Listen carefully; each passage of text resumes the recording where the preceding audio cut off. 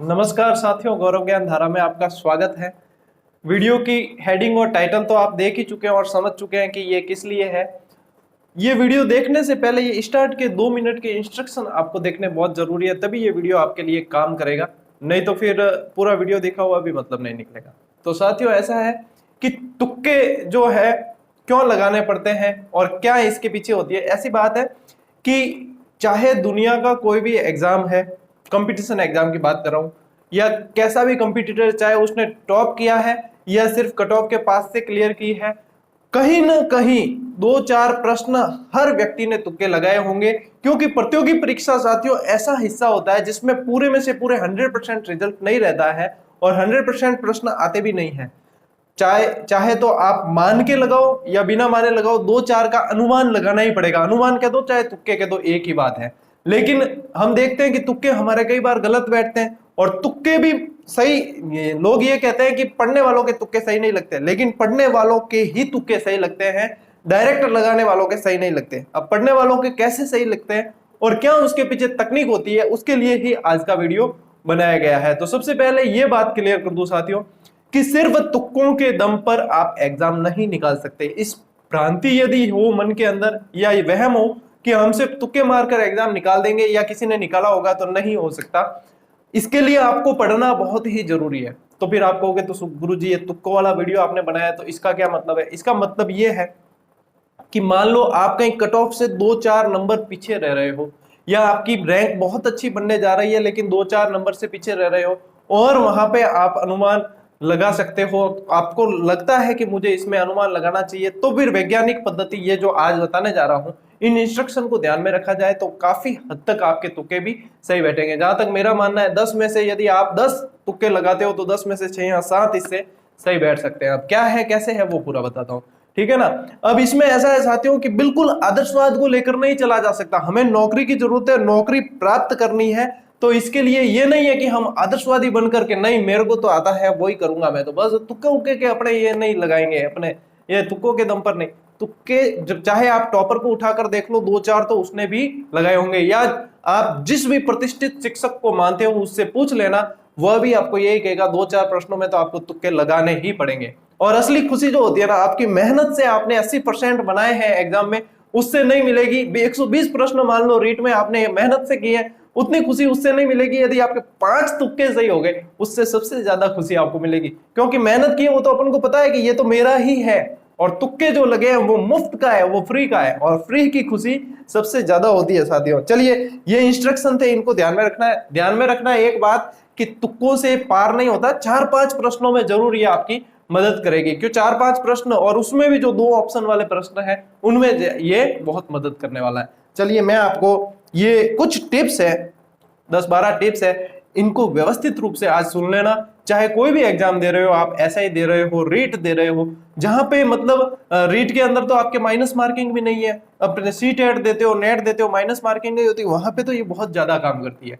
और minus marking वालों के लिए क्या करना है वो भी मैं आपको बताऊंगा। चलिए, आज का वीडियो शुरू करते हैं साथियों।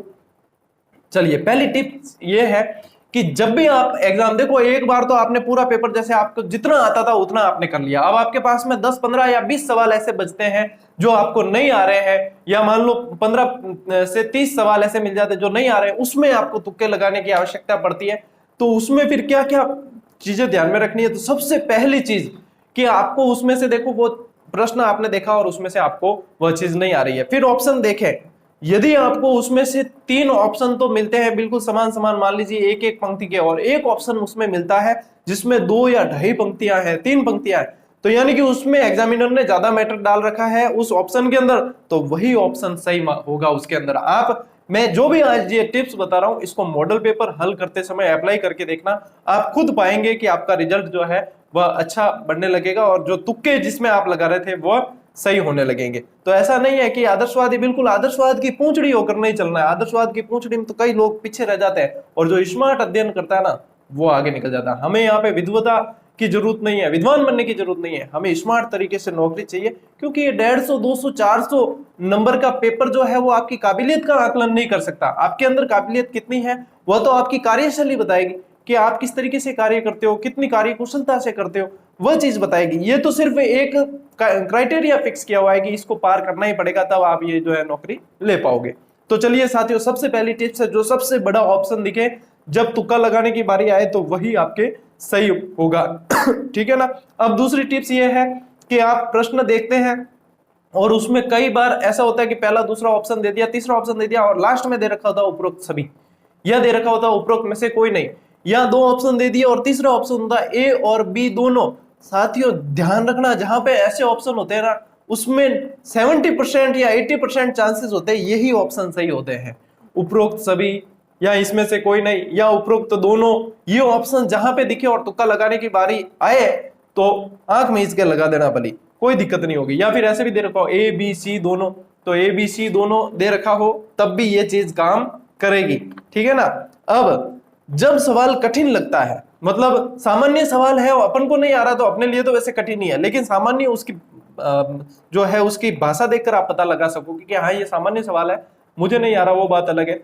लेकिन सवाल ही कठिन है, कभी उसका एक शब्द भी नहीं पढ़ा हुआ है, सवाल ही कठिन है, तो ऐसे में ज्यादातर संभावना रहती है ऑप्शन ए या डी में से निकलता है।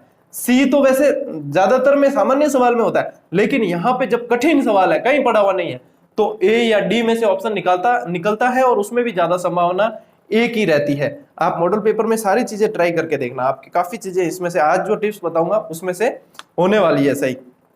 सामान्य सवालों में यानी कि कहीं ना कहीं उसको पढ़ा हुआ है अपन ने उसकी भाषा को, लेकिन अभी हमें याद नहीं आ रहा है और उसमें तुक्का लगाना है, तो ज्यादातर जो है सी ऑप्शन सही होता है। और सी तो आपको पता ही है सार्वभौमिक सत्य माना जाता है वैसे। क्यों? जैसे मुझे पेपर बनाने के लिए दे दिया जाए तो मैं ए में नहीं डालूंगा, क्यों? ए में अभ्यर्थी देखते ही कर लेगा कि हाँ ये इसका ये, बी में भी नहीं, सी में डालने की कोशिश करते हैं, और डी में तो बिल्कुल फिर बाद में सोचते हैं कि लास्ट में नहीं डालना, बीच में कहीं, तो बी या सी में से भी सी में ज्यादातर रखने की उसको सही उत्तर की कोशिश करते हैं। तो सी को तो आपको लेकर चलना ही है। और यूं है कि तुक्के के लिए साथियों अक्कड़ बक्कड़ बम्बे बोर वाली स्थिति नहीं चलती है। तुक्के ऐसे नहीं लगाए जाते अक्कड़ बक्कड़ बम्बे बोर 80 90 पूरे 100 में निकला धागा, लास्ट में जो आ गया उसको कर दिया, वो तो बिल्कुल ही मतलब अन्याय है। ठीक है, पेपर के साथ मतलब उसके अंदर आपको तर्क वितर्क करना पड़ेगा, आपको चिंतन करना पड़ेगा, सोचना पड़ेगा। और अक्कड़ बक्कड़ वालों को यदि लगाना है, मान लीजिए 10-20 प्रश्न आपके लगातार है और बिल्कुल ही नहीं पढ़ा हुआ, बिल्कुल कुछ भी नहीं पढ़ा हुआ, ठीक है ना, और आपको लगाने हैं, तो आप क्या करें, आप करें 10 या 15 सवाल एक मतलब क्रमशः जो है एक ही ऑप्शन बी या सी में से भर दो, उसमें से आपके 4-5 सही हो ही जाएंगे। 4-5 तो उसमें से सी भर दोगे तो लगभग 6-7 भी सही हो जाएंगे। तो मतलब बिल्कुल ही नहीं आ रहा है और करना ही है पेपर कैसे भी करके, वो सवाल जो है लगातार नहीं आ रहे, करना है तो लगातार में आप ब या स भर देना, आपकी काफी जो है उसमें से निकल जाएंगे। अगली जो टिप्स है साथियों, 2-3 सवाल में लगातार जो उत्तर आ रहा है, ठीक है, मान लीजिए कई बार अपन देखते हैं ओएमआर में कि इसमें भी मेरे बी आया, अगले सवाल में भी आया, तीसरे में भी आया, चौथा मुझे नहीं आ रहा है, तो संभावना बनती है ज्यादातर कि वो उसका भी उत्तर बी ही होगा। इसलिए जहां पे 3 सवाल लगातार आपको आ रहे थे और आपने वो ऑप्शन भरा है, चौथे को भी आप यदि तुक्का लगाना चाहते हैं तो आप उसको बी कर दीजिए, संभावना बनती है कि ये आपके सही हो जाएगा। ठीक है, अब जो दो ऑप्शन में से साथियों, जो 2 ऑप्शन आपको पहले तो जो 4 ऑप्शन आते हैं उसमें से 2 काटने आने जरूरी है। ठीक है, ज्यादातर तुक्के जहां पे लगाने की कोशिश करते हो ना, उसमें से कोशिश करो 2 नहीं तो 1 तो आप गलत छांट ही लो। एक गलत छांट लोगे तो फिर आपकी जो है सही होने की संभावना 25% से बढ़कर 33% हो जाएगी कि अब इसमें से मेरी संभावना सही होने की बढ़ गई है। तो 1 तो काट ही लो और 2 काट लेते हो तो बहुत अच्छा। अब आपके जो है सही होने का चांस 50-50% रह जाता है। 50% सही हो सकता है, 50% नहीं भी हो सकता। इसमें क्या होता है साथियों कि हम फिर 50-50 रहता है ना, बहुत ज्यादा चिंतन मनन करते हैं और उसके बाद में हम भरते तो हमारा सवाल गलत हो जाता है।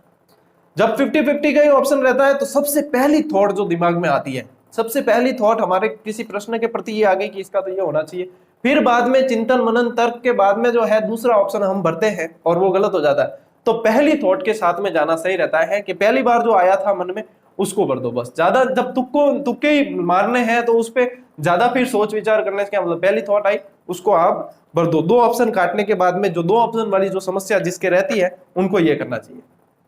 अब आते हैं सवाल कूट मिलान वाले। कूट मिलान वाले सवाल क्या है कि एक तो समय भी खाते हैं, ठीक है, समय बहुत ज्यादा जाता है और एक दिमाग की एनर्जी बहुत ज्यादा जाती है और हमारा दिमाग उलझ जाता है। तो कूट मिलान वाले में क्या करना है साथियों, जैसे कि आपके एक नंबर ऑप्शन में दे दिया अ ब स, 2 नंबर में दे दिया अ ब स द, 3 नंबर में दे दिया ब श द, ऐसे जो आते हैं कूट मिलान वाले, है ना, कि इनमें से कौन सा सही है।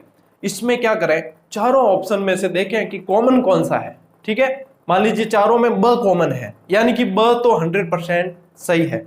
अब चारों में से देखा हमने कि इन चारों में से 3 ऑप्शन के अंदर अ भी मिल रहा है, यानी कि ब के साथ अ का कॉम्बिनेशन पक्का ही है। अब ब और अ के कॉम्बिनेशन में और कौन सा ज्यादा संभावना वाला बैठ रहा है, जो ज्यादा में आ रखा है उसको छांटिए और वही आपका जो है उत्तर सही होगा, यानी कि कॉमन निकालिए उसके अंदर से। इसमें कई कई सारे शब्द वाले भी आएंगे, तो उसमें भी आप कॉमन निकालिए। कॉमन जब निकाल दोगे आप, तो कॉमन कॉमन वाला जब निकालोगे तो वो आपके लगभग लगभग 70 से 80% उसकी संभावना रहेगी कि वह सही होगा। ये कूट मिलान वाले ऑप्शन में बहुत ज्यादा काम आता है और काफी जो है समय भी बच जाता है हमारा। और कई प्रश्न ऐसे होते हैं जो हमें कंफ्यूज कर देते हैं, हम उसके प्रति इतने कंफ्यूज हो जाते हैं कि सोचते हैं ये कहां से दिया है प्रश्न। जब बहुत ज्यादा कंफ्यूज होने लगे प्रश्न में, तो प्रश्न पत्र में भी लिखा होता है कि जब विवाद की स्थिति आती है तो अंग्रेजी वर्जन को सही माना जाएगा। जब कंफ्यूज ज्यादा होते हैं तो कई बार आप इंग्लिश वर्जन जो होता है, अंग्रेजी वर्जन उसका दे रखा होता है पास में, उसको पढ़े। कई बार उसके अंदर ऐसे शब्द मिल जाते हैं जो हमें सीधा सीधा ऑप्शन तक ले जाते हैं। तो अंग्रेजी वर्जन को भी देखें साथ में, जहां पे कंफ्यूज ज्यादा हो रहे हैं कई बार हमें उसमें से जो है उत्तर मिल जाता है, तो इस बात का भी विशेष ध्यान रखें। अब साथियों, अगली जो टिप्स है आपके लिए वह है कि भिन्न ऑप्शन, भिन्न यानी कि 3 तो दे रखे हैं, मान लीजिए किसी देवता के बारे में ही प्रश्न पूछा, 3 तो दे रखे हैं जो हमारे जानकार देवता है कि हम इसे जानते हैं, ब्रह्मा विष्णु महेश, ऐसा दे दिया। और चौथा दे दिया पूषण, यानी कि बिल्कुल ही अब जैसे समझ में ही नहीं आ रहा है, ये ब्रह्मा विष्णु महेश तो जानते हैं, लेकिन भिन्न ऑप्शन जब आता है कोई भी प्रश्न, चाहे गणित के हैं आप विज्ञान के हैं, कोई भी पेपर हल कर रहे हैं, तो जब भिन्न ऑप्शन डिफरेंट जो सामने आता है, या बिल्कुल नहीं पढ़ा हुआ है, एकदम नया ऑप्शन है, या फिर वो अंग्रेजी में लिखा हुआ है, या फिर उसको थोड़ा वो क्लिष्ट सा लगता है, तब ज्यादातर वह ऑप्शन सही होता है।